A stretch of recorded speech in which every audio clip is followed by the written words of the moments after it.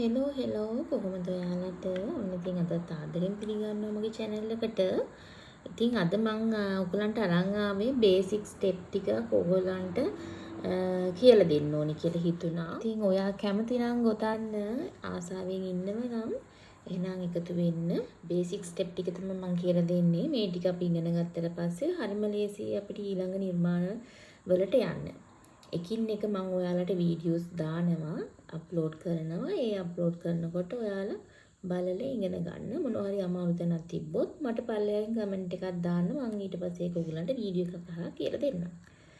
හරි එහෙනම් අපි ඉගෙන ගමු. ඉතින් අපිට වැඩි දේවල් ඕනේ නැහැ. අපිට ඉස්සෙල්ලාම ගොතන්න ඉගෙන ගන්න මොනවා හරි මේ වගේ වූල් එකක් ලොකු ගණන් වල ඕනේ නැහැ. නිකන් සාමාන්‍ය ගානකට මුදලකට ගන්න වූල් එකක් ගන්න. කට්ටක් ඕනේ අපිට. මේකට කියන්නේ අපි ගොතන කටුව නැත්නම් හුක් කටුව. මේක එක නම්බර්ස් වලින් එක size වලට තියෙන්නේ. ඉතින් අද ඔයගලන්ට පෙන්නන ලේසි වෙන්න මම මේක ලොකු කට්ටක් ගත්තා. 4.5 මිලිමීටර් කට්ටක් තමයි ගත්තේ. මේකේ sizes තියෙනවා පොඩි size එකටම තියෙනවා. ලොකු size එකකින් නම් පොඩි size එකටම තියෙනවා. ඉතින් ඒ කටු සම්බන්ධව පස්සේ ඉගෙන ගමු. ඉතින් දැන් අපි ගොතන්න මූලික ස්ටෙප් එක අපි කරමු. ඉස්සෙල්ලාම බේසික් වල එන්නේ චේන් එක. ඔන්න අපි දැන් අපිට පුළුවන් විදිහට දැන් අර ක්‍රමයේම හරියටම කරන්න ඕනේ නැහැ. අල්ලගන්න මේ නූල ඔයාලට පහසු විදිහට මේ විදිහට දැන් මම අල්ල ගන්නම් මෙහෙම ඔයාලට ලේසි විදිහට කියලා දෙන්නම්කෝ. මෙහෙම සාමාන්‍යයෙන් ඇඟිලි දෙකෙන් මෙහෙම තද කරගෙන නූල කොන නැත්තම් මේක ලූස් වෙනවා.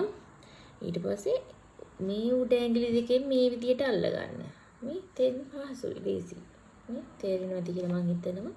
කට්ට ඊට පස්සේ මෙහෙම හරහට ක්‍රොස් එකක් විදිහට දාන්න මේ විදිහට. ඊට පස්සේ කට්ට මෙහෙම පටලවන්න.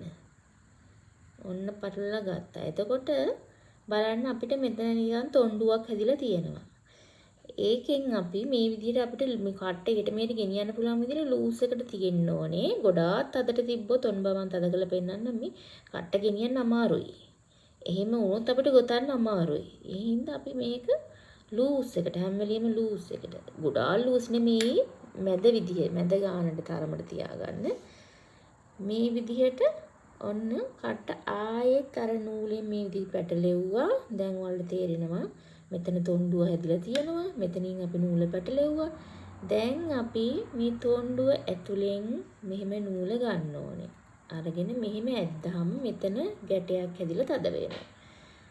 හරිද? මම හිතනවා ඔයාලට තේරෙන්නේ ඇති කියලා.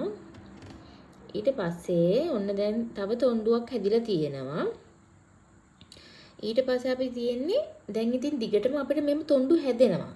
නිකම් මේකේ මේ හැදෙනම ක්‍රමයට අපිට දැන් තියෙන්නේ මෙහෙම නූල බටලෙව්වා තොණ්ඩුව ඇතුලෙන් ඔහොම දැම්මා. මෙහෙම ගොඩාක් උස්සන්න එපා කට්ට තද වුණොත් මෙතන අපේ හැදෙන මේ දම්වැලේ ගාංජුව තද වෙනවා. එතකොට අපිට නිර්මාණ කරන්න අමාරුයි. ඒ නිසා ගොඩාක් ලූස් එකකට නැතුව මධ්‍යස්තව තියාගන්න ඕනේ. ඉතින් ඔන්න අපි තව එකක් බලමු. ඔන්න දැන් මෙහෙම නූල පැටලෙව්වා. ඊට පස්සේ තොණ්ඩුව ඇතුලෙන් දැම්මා. ආයෙත් නූල පැටලෙව්වා තොණ්ඩුව ඇතුලෙන් දැම්මා. මම හිතනවා ඔයාලට තේරෙනවා ඇති කියලා.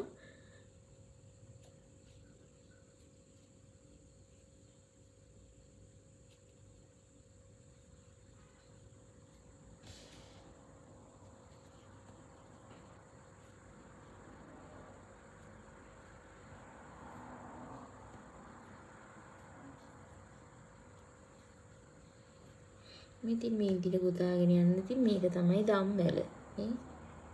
මේක තමයි දම්වැල. මම හිතනවා ඔයාලට පැහැදිලි ඇති කියලා.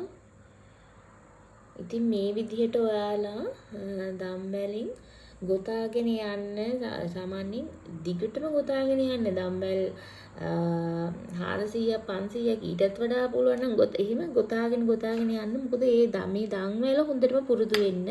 මෙතනින් තමයි නීට් වෙන්නේ වගේ මේ දාන මැස්ම. මේ ගොතන ගෙතීම මෙතනින් තමයි නීට් වෙන්නේ.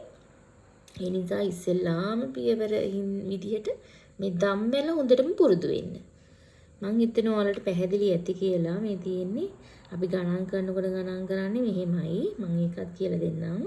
ඔන්න දැන් මෙතනින් මේ 1යි 2යි 3යි 4යි 5යි 6යි ඔහොම කියලා අපි එක දිගට ඕ විදිහට තමයි ගණන් කරගෙන යන්නේ. ඉතින් මං හිතනවා ඔයාලට පැහැදිලි ඇති කියලා. මේ තියෙන දැන් මෙන්න මේ විදිහට ගොතන ගෙතීම් තියෙන්න ඕනේ. ඔයාලා හොඳටම පුරුදු වෙන්න. පුරුදු වුණාට පස්සේ මම ඊළඟ බේසික් ස්ටෙප් එක මම ඔයාලට හෙට අරගෙන එන්නම්. එහෙනම් නැවතත් අපි හෙට හම්බ වෙමු. ඔයාලට බුදු සරණයි.